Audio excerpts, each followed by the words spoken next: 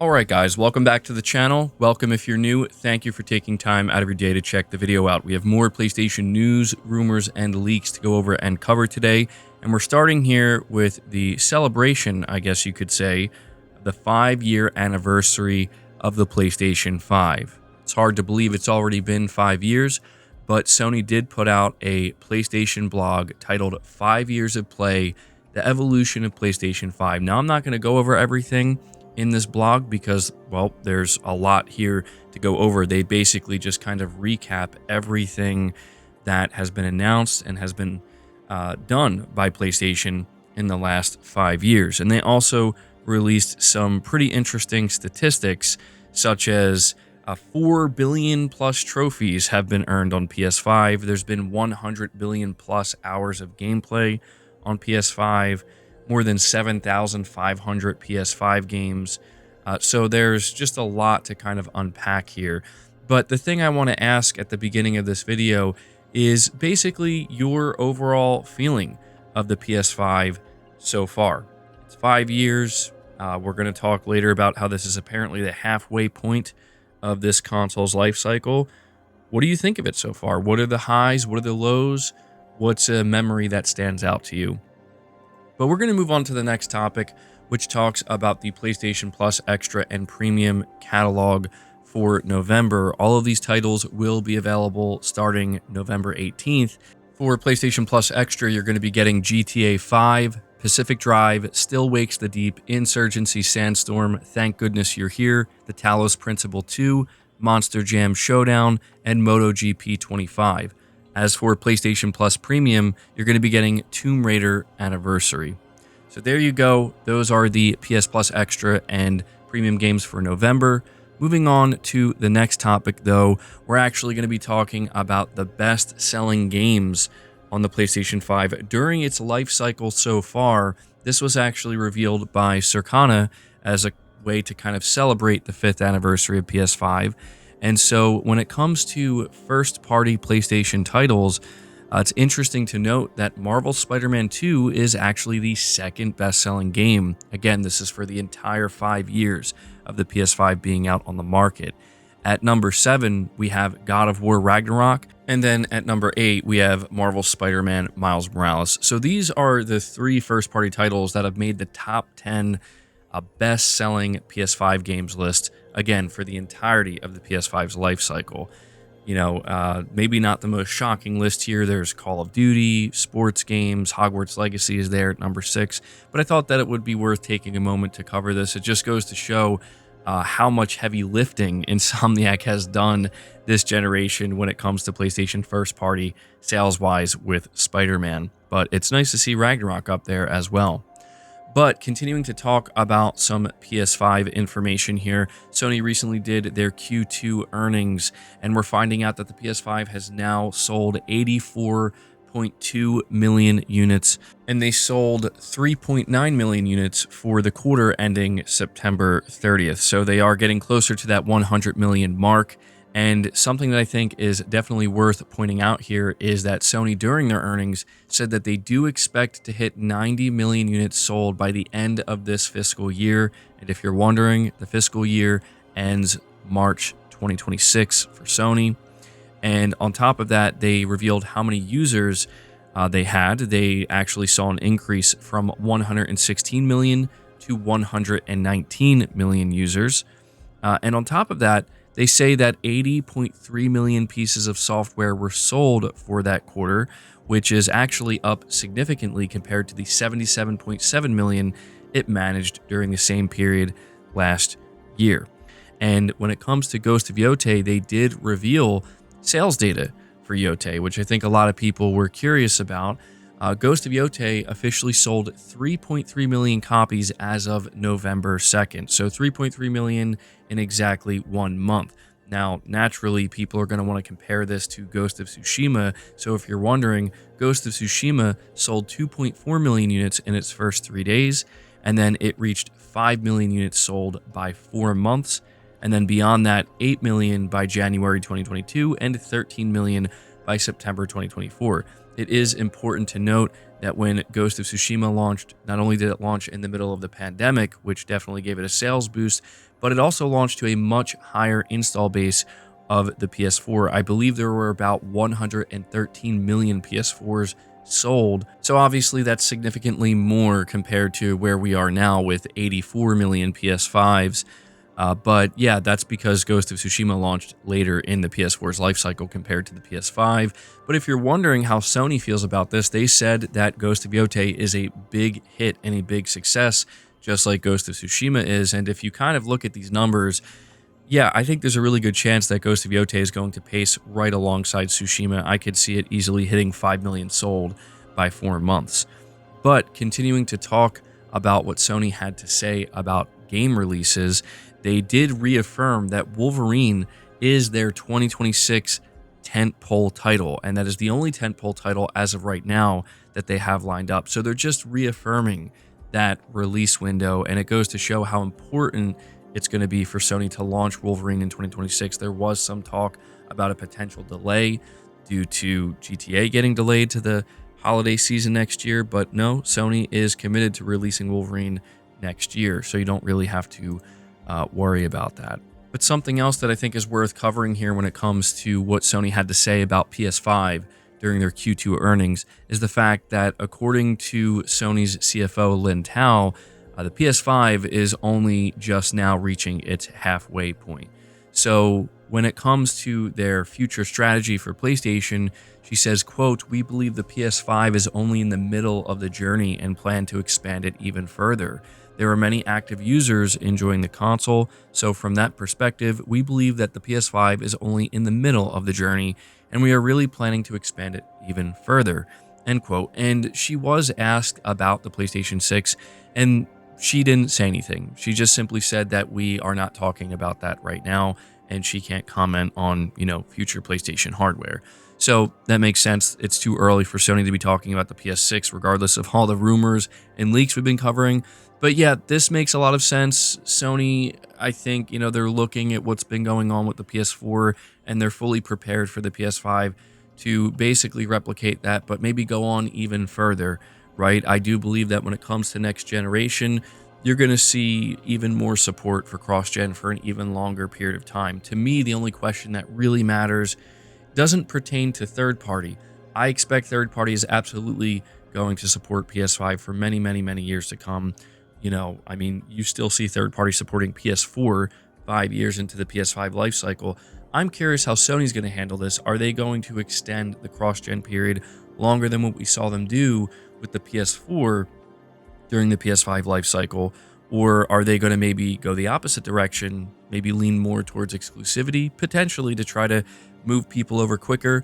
I'm not sure, but it'll be interesting to see. But in case you're wondering, PS5 is only halfway done, according to Sony. But moving on from that, we have something else here that's worth covering when it comes to the PS5. We have a report here from Push Square. It says many PlayStation fans would argue that this generation hasn't really started, but it hasn't stopped the PS5 from being a commercial juggernaut. Sony's current gen machine has basically dominated the US market since its release in 2020, and now 5 years later, it's the second fastest selling PlayStation device ever, beaten only by the almighty PS2. This comes from analyst Matt Piscatella, who is of Circana, and he provided this breakdown stating that the PS5 has sold 26.7 million units in the US as of October 4th, 2025. That's obviously for this year so far. It's an impressive feat when you consider the ups and downs of this console generation. Not only did it have to navigate the global pandemic, which significantly impacted initial PS5 production and shipping, the company has always positioned the system as a premium product. It's worth noting that the PS5 did experience a price increase, which is also unprecedented this deep into the generation. And so it's crazy to think, man, that even with all of this, it is the second fastest selling PlayStation ever. And I don't know if it's going to surpass the PS2.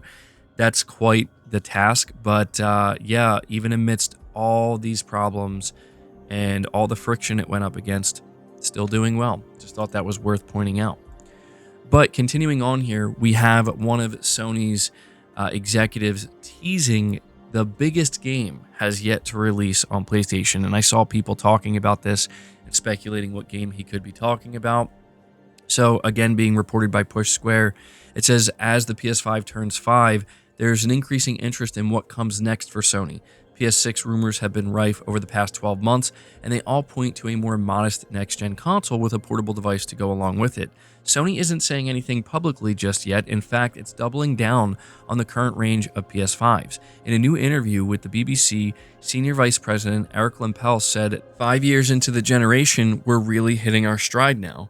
He points to a lot of great content it has in store for PS5, so Sony will simply, quote, continue with PS5. As for what the content could be, Lempel remains tight-lipped. However, he does let one thing slip. He doesn't think the console's biggest game has even released yet. He says, quote, I'm not going to tell you which one, but I think it's still to come, end quote. Now, I've seen a lot of people looking at this assuming he's talking about a first-party title, which I guess he could be, and that would make the most sense considering he's a PlayStation executive. Like, he could very well be talking about Wolverine.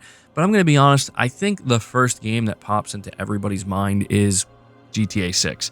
GTA 6 is by far and away going to be the biggest game that launches on the PlayStation 5. It's going to overshadow quite literally every single video game that is on the PS5 now and that will release later on. It's a true monster, and so when I read this, that's what I'm assuming.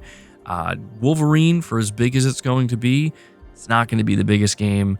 Spider-Man 2, for as big as that was, right, still not going to be the biggest game. None of these games are going to touch GTA 6, and I think Sony knows that.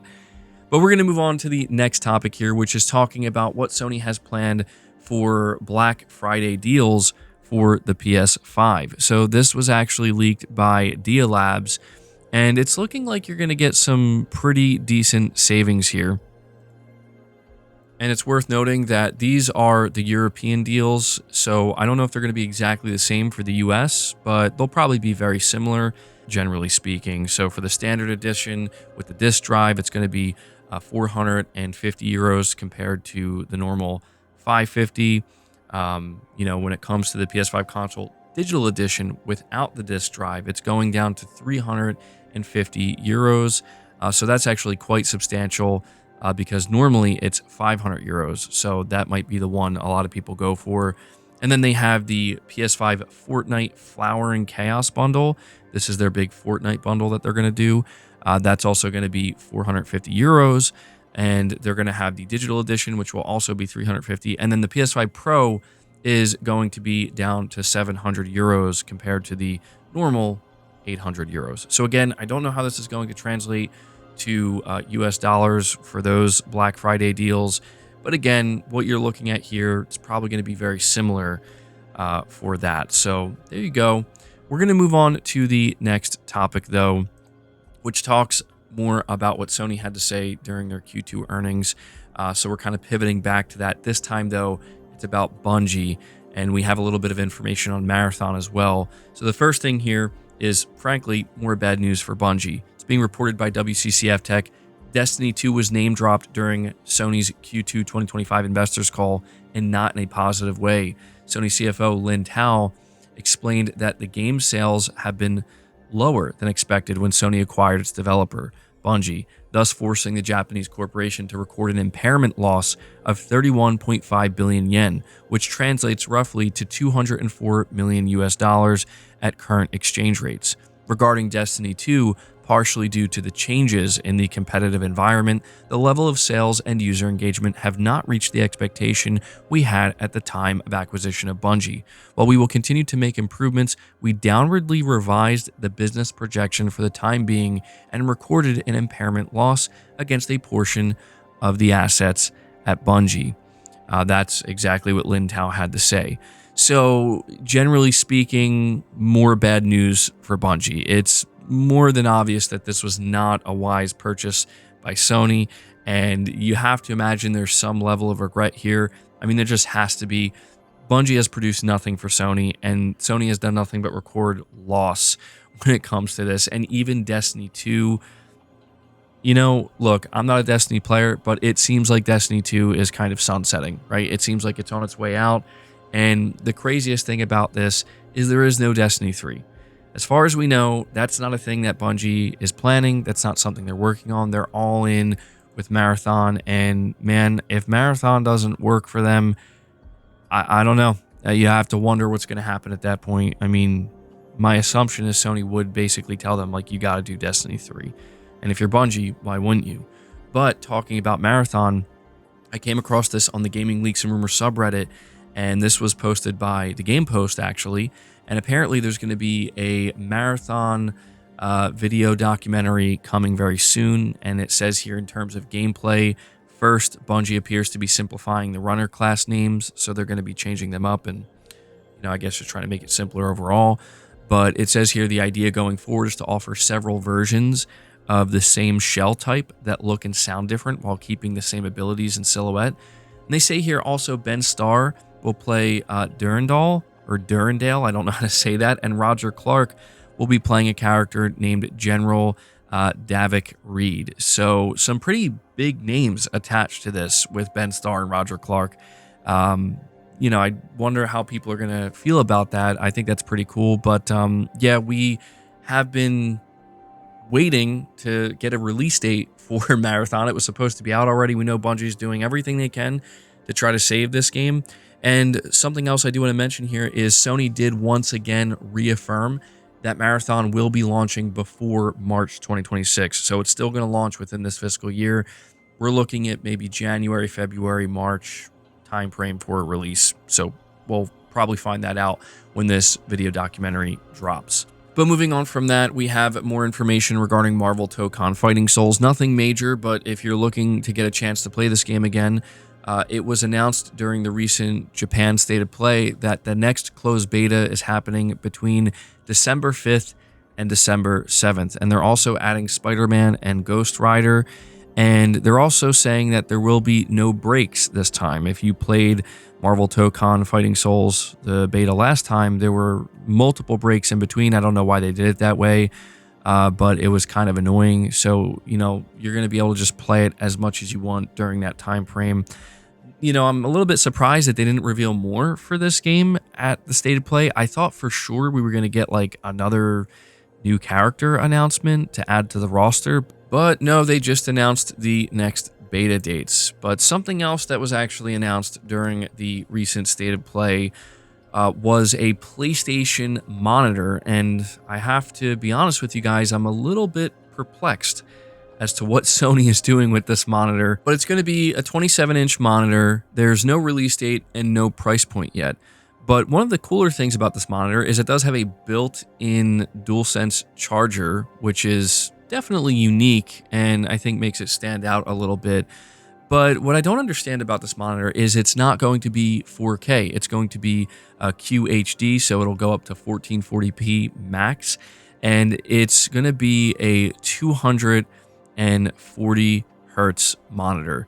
So what's strange about this is Sony is really positioning this PlayStation monitor for PC gaming, because the PS5 can't do 240 hertz and the PS5 also reaches 4K. So like the two things that it's really trying to sell you on here, it almost kind of like doesn't make sense to pair this with your PS5. It makes more sense to pair it with a, PC. Maybe that's what Sony's going for here, but I would have to question like why they would lean so heavily into the PlayStation branding when they already have their kind of in-zone monitor line. But there you go. They announced another monitor, and it's worth noting that they still have the Pulse speakers or Elevate speakers that they showed off a little bit more during this State of Play as well. And so Sony's definitely putting this stuff out here for more PC-oriented players or people who are playing at a desk. And yeah, you got to wonder if they're doing all this in preparation for a proper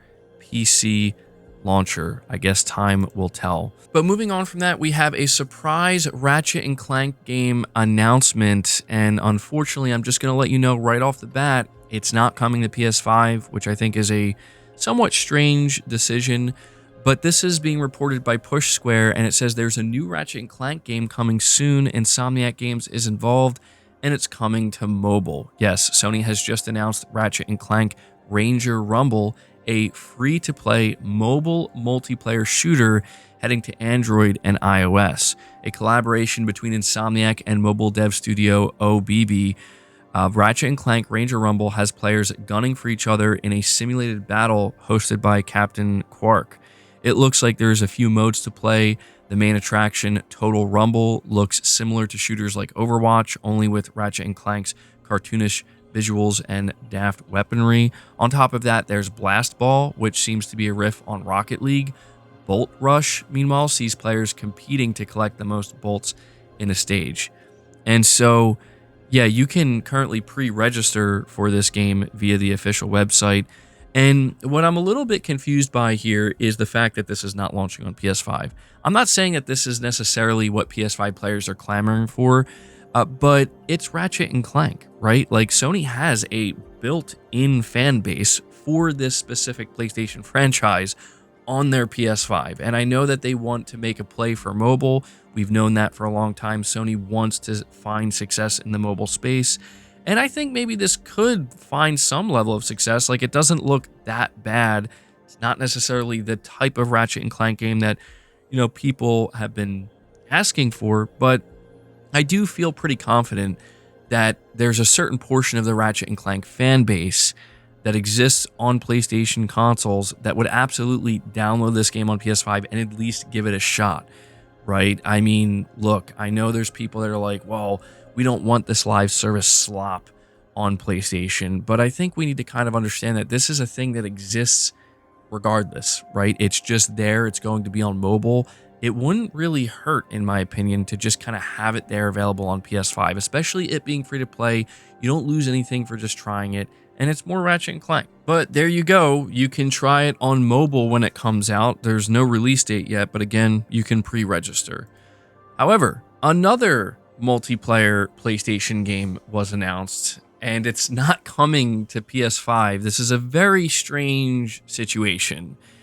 So first we get Ratchet and Clank mobile multiplayer game. Now we're getting the Horizon MMORPG for mobile and PC announced. It's called Horizon Steel Frontiers. It says 3 years after the first rumors of the project, NCSoft has now unveiled Horizon Steel Frontiers at G-Star 2025. This is a full-fledged MMORPG for mobile and PC, and it says it's coming via the South Korean studio's Purple platform, and it's going to be on both iOS and Android. And there are comments from developer Guerrilla Games during the video from the studio head. It's also the person who came up with the original concept of Horizon, but they say that this is a version of the world that's meant to be played anywhere at any time on mobile devices. He adds that Guerrilla was able to playtest the game and it feels amazing about it, as it sports a unique identity that also fits with the universe. The Guerrilla Games studio head also seems to hint that there will be PvP in addition to PvE.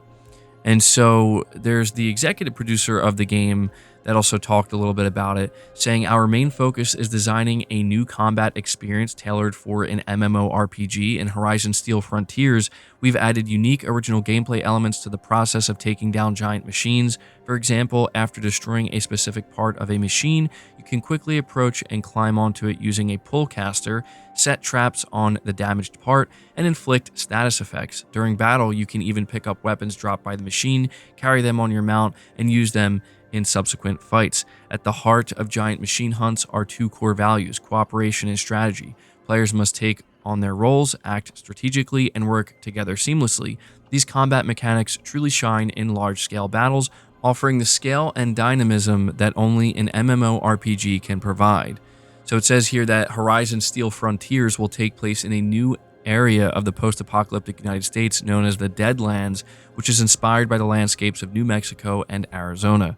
And they say that this game could launch as early as next year. So as of right now, there hasn't been a release date announced. And according to at least the developers, the reception so far, I guess for playtesting, has been great. Now, the strangest thing here that everybody is focused on is the fact, like, there's no PS5 version. This is a full mobile game that is also going to be ported to PC. So it's a mobile game first and foremost, but there's something important that I think is worth highlighting here. So Guerrilla Games put out a post, and they said here, "We've loved collaborating with NCSoft and are beyond excited to be able to hunt machines together in the world of Horizon. At Guerrilla, we're still busily working on more ways for you to do just that.